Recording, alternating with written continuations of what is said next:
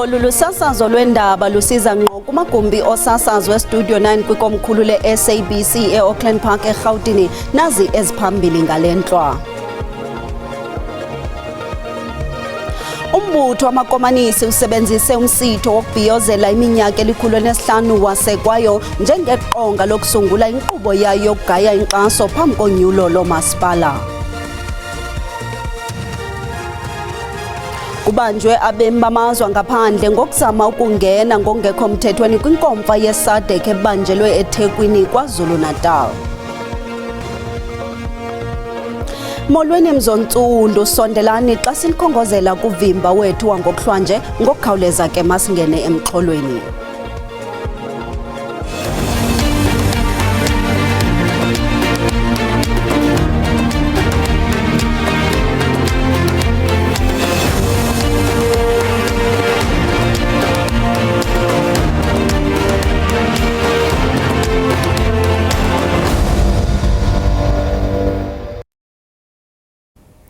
Umbutho weli wamakomanisi SACP usebenzise isikhumbuzo sokufinca iminyaka eli-105 lasekwayo njengeqonga lokuzigayela inkxaso yonyulo. Eliqela liziqatsela unyulo lokuzimeleyo kwaye alisayi kulixhasa ihlakani lalo i-ANC kunyulo lomasipala ngoNovemba.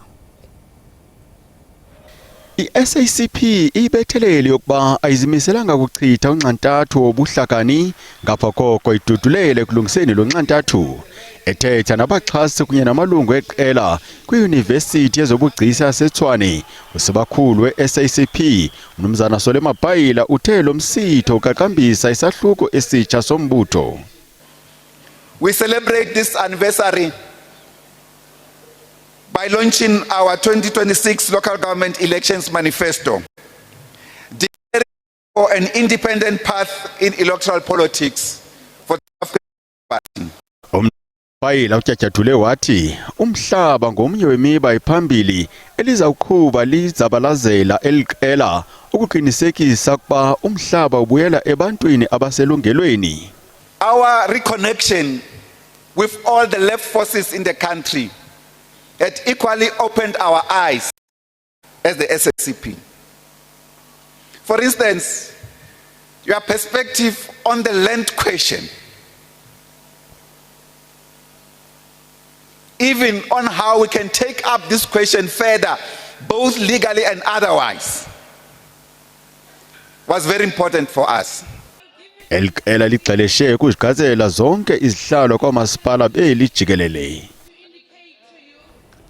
Inkokheli yombutho omkhonto wesizwe uJacob Zuma ungene kwiphulo lokutyelelo indawo ezahlukeneyo zobukumkani bemveli kwisithili OR Tambo eMpuma Koloni. Utyelelo likaZuma kubumkanini bujolise ekuqiniseni intsebenziswano namabhunga ezemveli. Indawo yokuqala ndwendwele kuyo uZuma yityalike yaseMthatha apho athethe nebandla echaphazela imicelimngeni emininzi echaphazela abantu abantsundu. Uthi oyena ndoqo kweli qela kuqinisekisa ukuba abantu abahluphekayo nabahlelelekileyo bayakhathalelwa. Intswelangqesho kulutsha, imfundo esisiseko yasimahla kunye nolwaphulo-mthetho zezinye zezinto athethe ngazo uZuma. Kodwa zikwazi ukuthola umsebenzi. Ngoba bafuna ukuthi kanti ntona umsebenzi, bafuna sishubeke njalo nje. Thina-ke akekho ozobe ahlupheke umuntu omnyama. Alikho isonto eliyohlupheka libe sisiza abantu bakithi ngoba umuntu omnyama.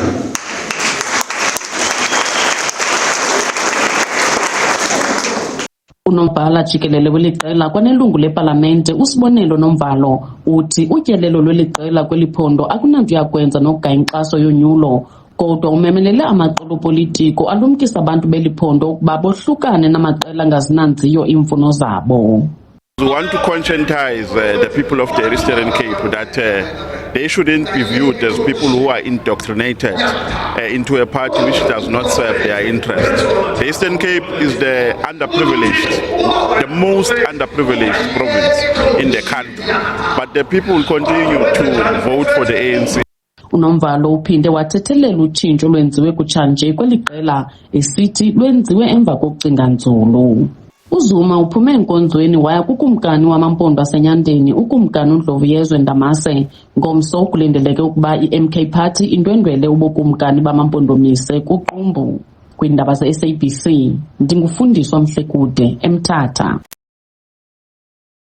Abahlali basengangelizwe eMthatha eMpuma Koloni bathi umsebenzi obufanele kuphucula inkqubo yogutyulo lwelindle uvelise imingeni nangakumbi. Lo msebenzi oxabisa izigidi zerandi waqalwa ngo-Oktoba kunyaka ophelileyo kodwa kunanamhla awukagqitywa. Abahlali bathi inkampani eyaqeshwa ngumasipala wesithili sase-OR Tambo yonakalise izitalato zabo yashiya imisele evulekileyo yangcolisa namanzi. Umsebenzi wophucula ugutyulo lwelindle lwazisa ithemba kuluntu lwasengangelizwe, kodwa uluntu lubonakalisa ungoneliseki nanjengoko izitalato zonakele kushiyeke imisele evulekileyo ukanti evaliweyo itshona izithuthi. Efanele uba ngoku iyaqala yase-KSD ezawusebenza umsebenzi yenze igcaleka, but la project imile because of this company engaqhubiyo, because le company bifike apha ngo-October last year bifana uba iyaphelelwa apha ngoNovember, but ngoku kule 3 months akabikho komsebenzi soqaliwe. Sisentlungwini yile contract, izitrato zethu awunazuhambe kuzo bhuti, zazingekho nje. Ewe basifakelanga atha kodwa ke zazingekho nje. Ukanti uluntu belunethemba lwemisebenzi nanjengoko uninzi luthwaxwa intswela-ngqesho. Ukanti uluntu lutyhola ngelithi lashiyeka lusela amanzi anelindle emva kokuba kuqhutywe umsebenzi wophucula ugutyulo lwelindle. Asinamanzi, asikafakelwa matanki, abakaphila abanye abantwana. Ukhona osesibhedlela kwalapha kuthi esitratweni umntana. Ngenxa yamanzi esiwasele singazi siwayeke ke nethi sifumane ileta zifike sesigula kakade. Umasipala wesithili OR Tambo uthi uphanda ukungcoliseka kwamanzi kwaye ingcaphephe zabo zikwaqalasela ukonakaliswa kwezidalato. Umasipala ngobambiswano nesebe lezempilo namanye amaqumrhu achaphazelekayo sele ewathathile amanyathelo okhuseleko aquka ukubonelela ngamanzi okusela akhuselekileyo abantu. Ndingulwandile Mbulali eMthatha. Amanye amakhaya Everton Center kwingingqi yeLikwa ahleli ngaphandle kombane isithuba seminyaka 8 emva kokutsha kwetransformer. Abahlali bathi baxhomekeke kwindlela ezixabisa imali ukubasa. Inkampani yombane iEskom ithi ukonakaliswa kwentambo zombane kubangela ulibaziseko ekubuyiseleni umbane kubahlali abachaphazelekayo. Athi inzingo zabo zaqala mhla itransformer yabo yayixhonywe kule pali ivutha umlilo kwesikaphathakazi ezinzulwini zobusuku iminyaka 8 edluleyo. Bathi inzame zokuba bafumane enye ziphelele emoyeni. Uninzi luxhomekeka kwirhasi nokulayita amalahla ukuze lupheke nokuzifudumeza. Bakhala ngelithi ukulayita amalahla ukuzifudumeza kuchaphazela impilo yabo. We use candles and I fear that we might set our houses alight. I am forced to buy paraffin, gas and coal with my social grant and they are so expensive. We are really suffering. Even with perishable food, we must buy daily as our fridges don't work. Umfundi webanga igrade 11 uthi usoloke erhuqa emva kwizifundo zakhe kuba kunzima ukufunda ilayite ikhandlela. Me badly because nje like sometimes like I can't even read because of the electricity and the next day uthola like yangola bonto tsejwala so ha ke khona. Inkampani yombane iEskom ithi ukonakaliswa kweziseko zophuhliso kulibazisa kubuyiselwa kombane kwamanye amakhaya. Imingxunye nenkunkuma engathathwayo kumbono oxhaphakileyo eEverton. Abahlali bahleli ngethemba lokuba njengoko elixesha lokugaya inkxaso yonyulo mhlawumbi nabo bangalubona utshintsho. Kwalapha ezindabeni usuku lokuqala lwenyanga yabasetyhini luyakuhlala luyimini ebuhlungu kakhulu kusapho lwakwaKhoza nanjengoko ilisuku kwantunye kwangalo intombi yalo uSibongile ngomlilo wabhubha sisinqandamathe sakhe kodwa ngoku masiqale sithuma umntwana evenkileni.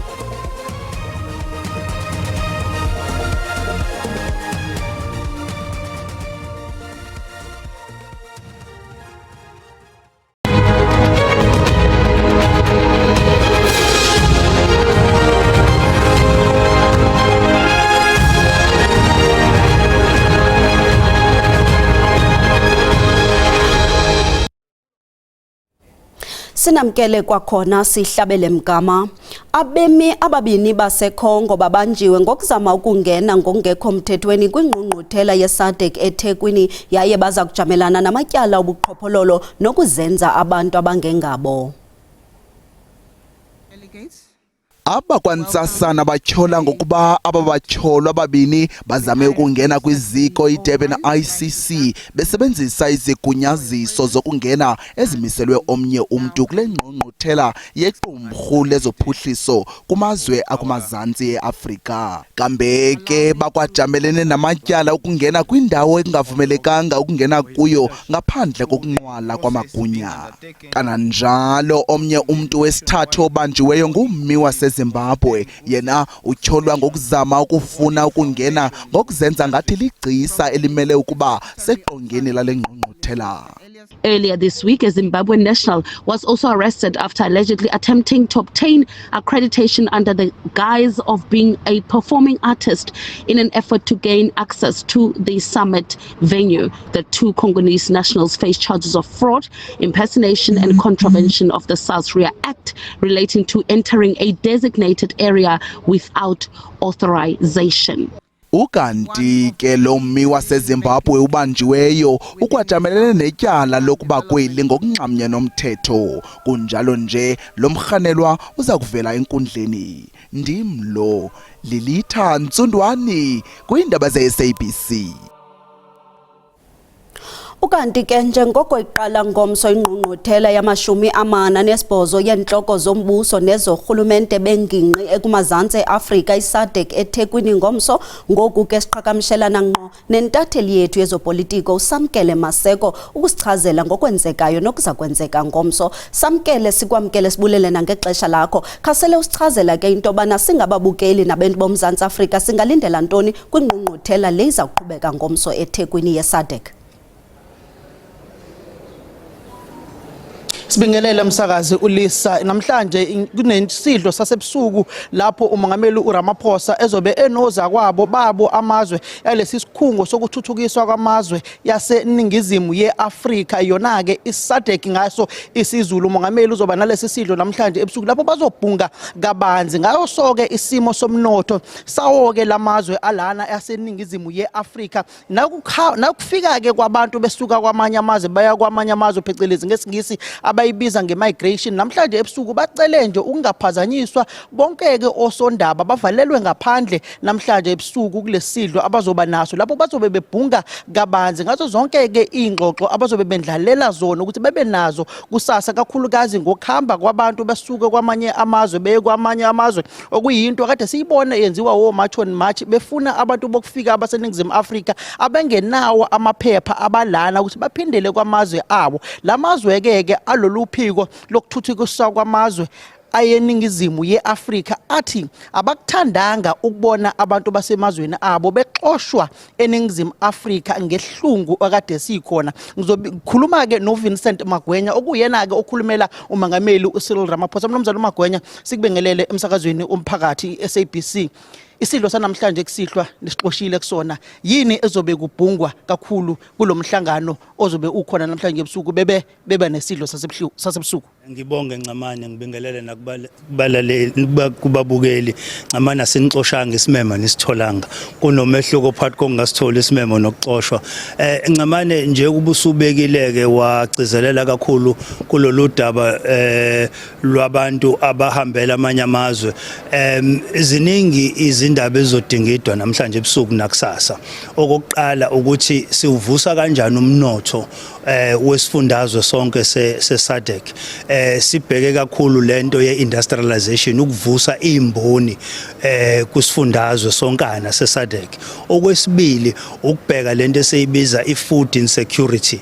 Ungabe isifundazwe sonke seSADC siyakwazi ukuthi sondle yonke imiphakathi. Sibheke nezezempilo, ilizwe laseDRC lehlaselwe isifo se-Ebola. Kungabe as i-region region siyakwazi ukubhekana nalezimo lezi uma zihlasela elodwa lamazwe. Ngakho ke kuningi okuzodingidwa ngaphambi kokuba sifike kulolu daba lolu lwe-migration. Lolu daba lwe-migration aluzudingidwa njenge-agenda item yeNingizimu Afrika. Upresident uzonika i-update kozakwabo ukuthi lolu daba iNingizimu Afrika iliphethe kanjani nokuthi udaba lolu oluthinta izwekazi lonke lase-Afrika, akulona udaba lweNingizimu Afrika kuphela, and udaba oluzodinga ukuthi lifakelwe ibuko libhekwe kabanzi izwekazi lonke lase-Afrika. Mnumzane uMagwenya, msishaye nje ngamafuphi uma ubheka lolu phiko lwezikhungo lokuthuthukiswa kwamazwe eNingizimu Afrika phecelezi eSADC, singalindelani kumongameli mase ivula lo mhlangano kusasa, kakhulukazi ngesimo somnotho kanye-ke nesimo sokuthi isimo sezepolitiki zomhlaba wonke phecelezi geopolitics isiyashintsha? Asiqale ngale kwezikhungo zokuthuthukisa umnotho. Kuningi osekuxoxiwe nakuma summit before le summit. Manje umongameli usezogcizelela ukuthi kube nomhlahlandlela ukuthi sifika kanjani kulokho ekwakheni lezo ikhungo ezothuthukisa umnotho. That's number 1.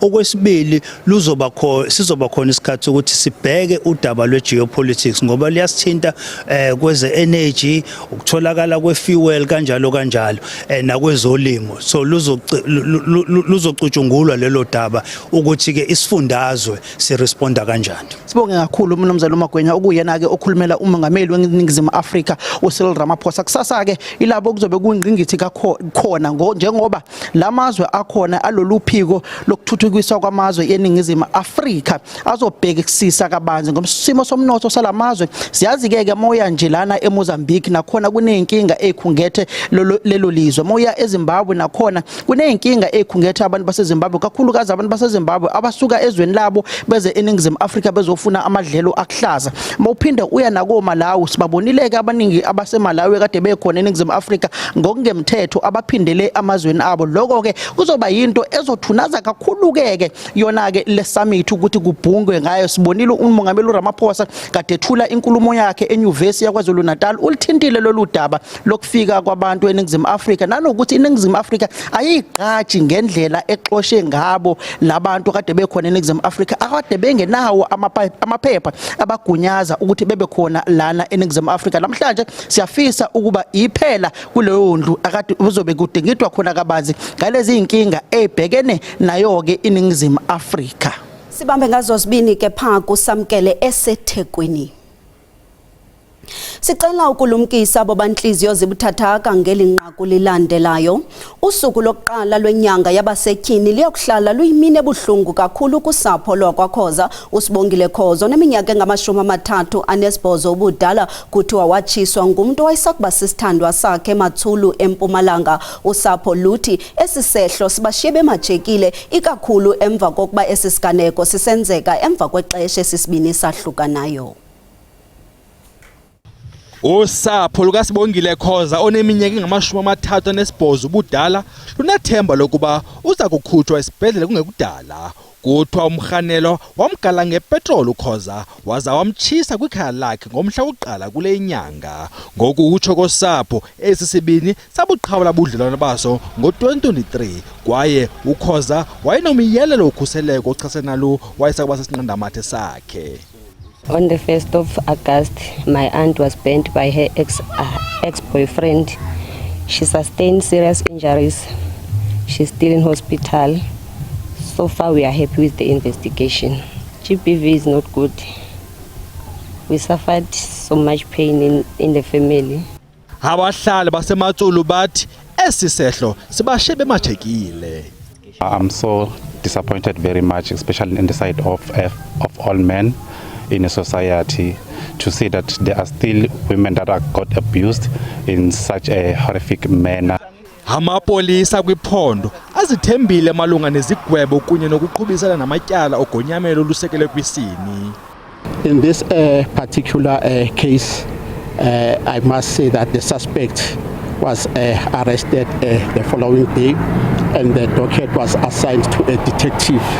Amapolisa bongoze uluntu kuba luze ngaphambili luchaze iziganeko zobundlobongela busekele kwisini iGBV ngabamahhanuka njengokunzima ukujonga namatyala kumila kunje. Kwezingena ngoku usomashishini okwatyholwa ngokuba ngunqondongqondo wemikhambathi yolwaphulo-mthetho uVusimuzi Kurt Madlala uza kunika ubungqina phambi kwekomishoni kaMadlanga ngomso. Ukanti ke siwuqongqothile owanamhlanje uvimba sinikhumbuze ukuba ngomso indaba ziza nogxa bethu ngolwimi lesiZulu. Kamnandi mawethu.